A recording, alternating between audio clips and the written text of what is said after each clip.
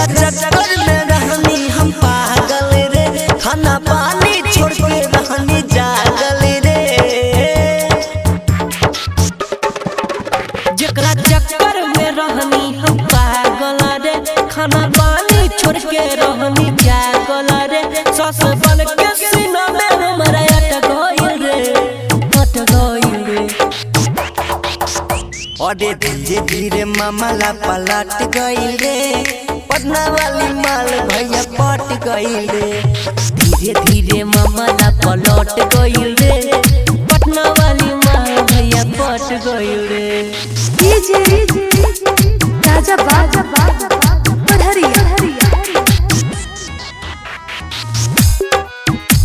PSP recording studio Bihar.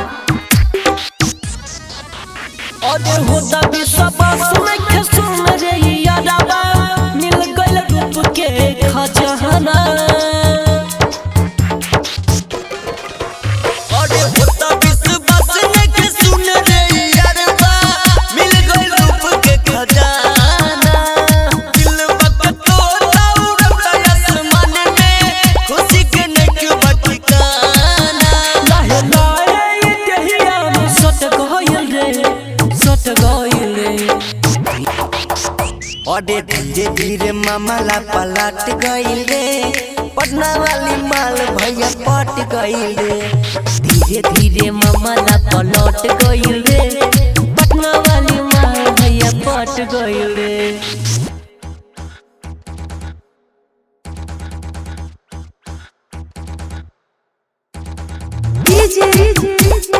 राजा बाजा पढ़रिया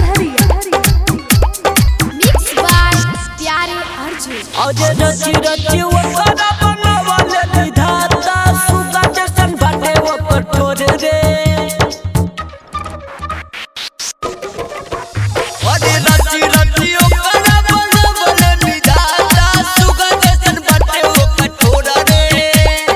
ओकरे से शादी रचाई अर्जुना, मिल जाई जोड़ी बेजोड़ा रे।